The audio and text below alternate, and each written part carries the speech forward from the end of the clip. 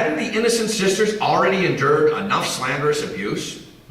Hadn't she opened up her doors just a few hours earlier to an inspection committee, and hadn't they left completely satisfied? What would it take to convince these vulgar blockheads that there's nothing here for them? Exclaiming, quote, and this is what egged them on, "The bishop has 20,000 of the vilest Irishmen in his command," she threatened the Protestants with ferocious retaliation. Sister Mary St. George's declaration enraged the mob, whose spirits already had been enlivened with rum. Her threat was answered with 2 pistol shots, apparently meant as signals to others milling at the foot of the hill. So this was a setup. Somebody fires 2 shots into the air, which signals the mob to move on the convent.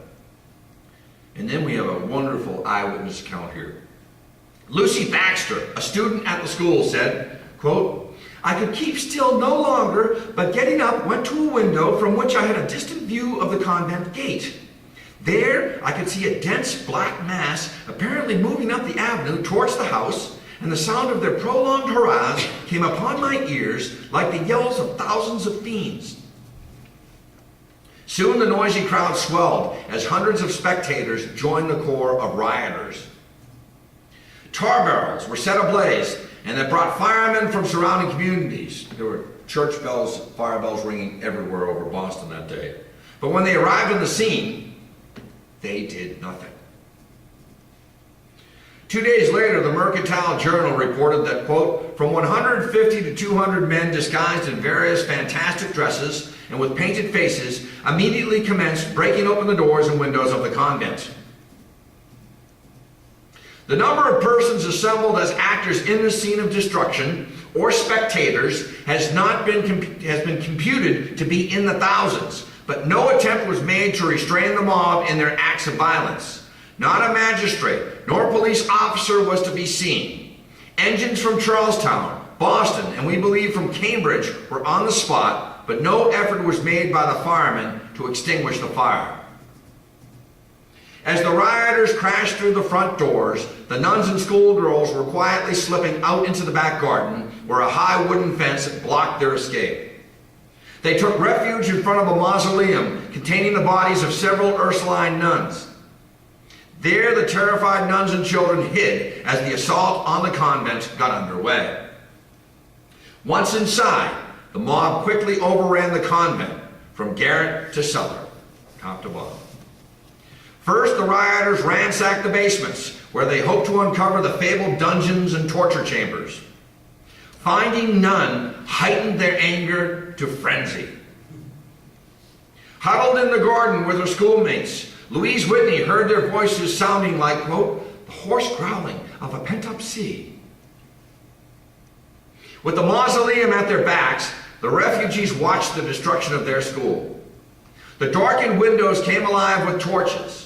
Story by story, fantastic silhouettes ascended, upending furniture, smashing pictures and china, stealing what could be carried. Occasionally, the din would give way to a brief silence. Suddenly a window would clear and a large piece of furniture would fill the gap for a minute, and then the crash to the pavement below, followed by cheers and laughter.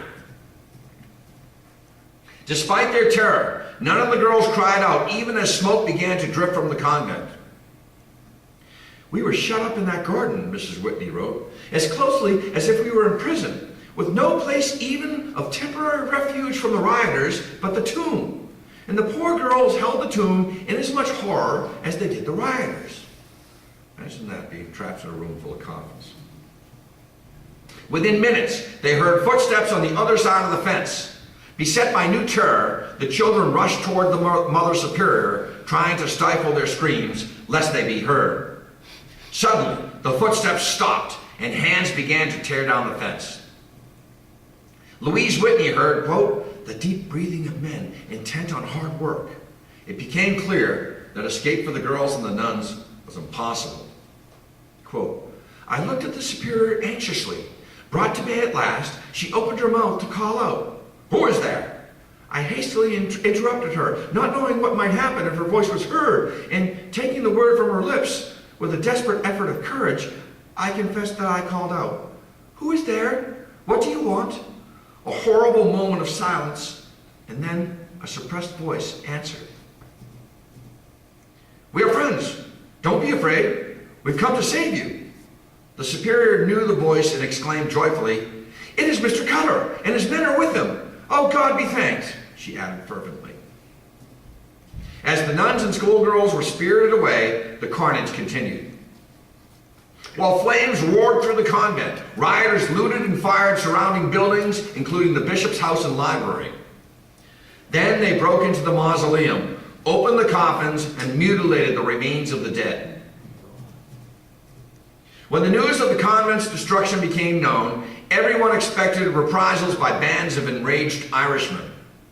Even Bishop Fenwick feared the worst, and in a letter to his brother he confided, "Certainly some lives will be lost in case of another attack, for our good Irishmen are now wound up to a point where if you go one step further, the cord will snap." But the reprisals never came. How Irish Catholic emotions were kept in check is still a mystery to this day. The bishop's pleas for restraint alone could not have been enough in light of the continued Protestant outrages. On August 12th, the next night, the night after the Mount Benedict riot, another mob marched through Boston intent upon burning the Catholic cathedral. When confronted with armed guards, the mob returned to Mount Benedict, where they proceeded to finish the work that they had begun the night before, setting shrubs, vines, fruit trees, and fences ablaze. The rampage was resumed yet a third time on Wednesday night, August 14th, with another attempt to pull down the cathedral. Again, confronted with armed guards, the mob set out for Charlestown and was detained only when the Boston drawbridge was raised against it. Not all responses to the burning, however, were anti-Catholic. Loud expressions of outrage and disgust came from Protestant circles. Even Lyman Beecher, who the night before the riot squeezed in 3 anti-Catholic sermons, denounced the mob action from his pulpit the following Sunday, while another clergyman put it to his congregation this way: "Do you wish to introduce a Protestant Inquisition to establish a religion by law, crush all dissenters from the legal faith, and bring back the age of persecution for opinion?" An investigative committee made up of respected citizens, among them Harrison Gray Otis, later U.S. Senator and Mayor of Boston, subsequently vindicated the Ursulines of the alleged wrongdoings and provided evidence leading to the arrest of 13 men. Their trials began in December of 1834 and lasted nearly 6 months. The first and most sensational was that of the ringleader, John R. Buzzell, a brawny 6'6" brickmaker with a reputation for street fighting.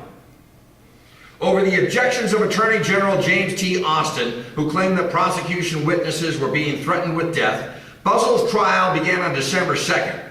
Buzzell's gang, they found out, had stormed in at 11:30 p.m., ransacked the convent, including every desk and cupboard, laughing and swearing all the way. They flung communion wafers around, some dancing in the nuns' robes, and by 12:30 a.m., flames erupted from every corner of the convent. They pried off the nameplates from coffins, they bashed open the caskets, and emptied the remains on the floor of the mausoleum. Buzzell then urinated on these carcasses. Only Marvin Massey was found guilty, and he served less than 1 year in prison. The rest, Buzzell and his 11 cohorts, would walk free. 2 indictments were brought against him. This is Marvin Massey. One for arson, one for burglary.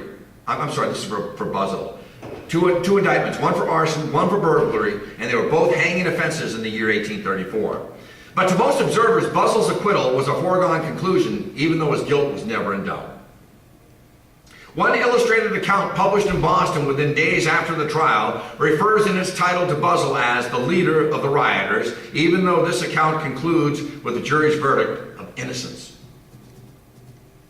The decision, we are told, was received with thunders of applause by the audience, while outside the courthouse, Buzzell received the congratulations of thousands of his overjoyed fellow citizens. As each of the accused came before the judges and was acquitted, the Catholics realized how hopeless their cause had become.